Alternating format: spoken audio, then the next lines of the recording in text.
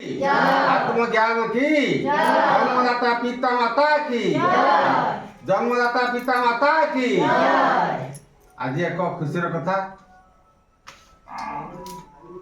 जे आमर ओढ़ुआ कालंदी दास से बाहर रोचंती तांकर पुत्र होची प्रत्युष आज तार जन्म उत्सव से आमर आज भल भाव खाइबार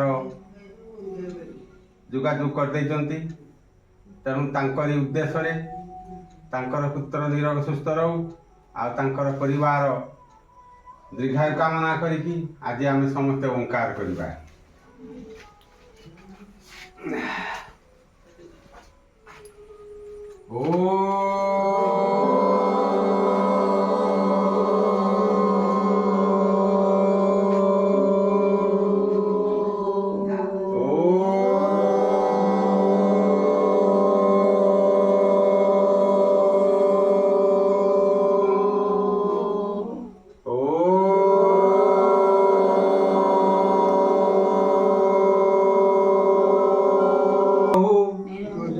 प्रत्युष निरोग रहू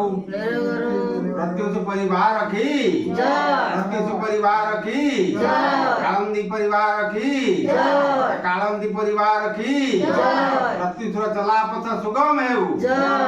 प्रत्युष चला पथ सुगम है जाओ से आम पाखे सदा सर्वदा अच्छा आम दुख सुख साथी देउछंती